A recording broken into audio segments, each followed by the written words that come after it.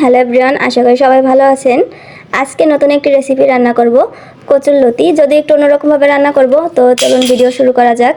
সামান্য পরিমাণ সরিষা বেটে নেব, নারিকেল কুড়িয়ে বেটে নেব। তিকোটা শেষ, ধোয়াও শেষ, এবার রান্না করা যাক। তেল গরম হয়ে গেছে, এ পর্যায়ে চিংড়ি মাছ দিয়ে দেবো। চিংড়ি মাছটা ভালোভাবে ভেজে নেব।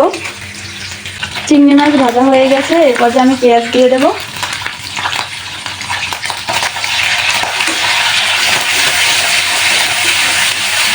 হলুদ, লবণ, সামান্য পরিমাণ পানি দিয়ে দেব। এবার ভালোভাবে কষিয়ে নেব। পুরো মরিচের বদলে আমি সামান্য বোম্বাই মরিচ দিয়ে দেবো, যাতে ঘ্রাণ সুন্দর আসে এবং একটু ঝালও হয়। আমার কষানো মোটামুটি হয়ে আসছে, এ পর্যায়ে আমি নারিকেল বাটা দিয়ে দেবো।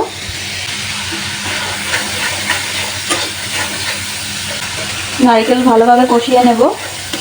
আমার নারিকেল কষানো শেষ, এবার আমি সরিষা বাটা দিয়ে দেবো। কিছুক্ষণ কষিয়ে নেব।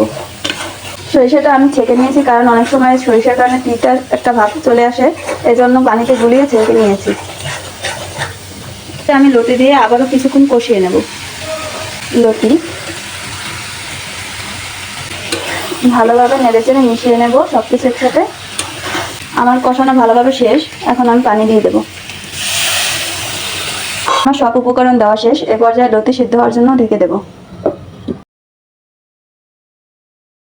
আমার লতি রান্না করা শেষ। আজকের রেসিপিটি এই পর্যন্তই। যদি ভালো লেগে থাকে কমেন্ট বক্সে জানাবেন।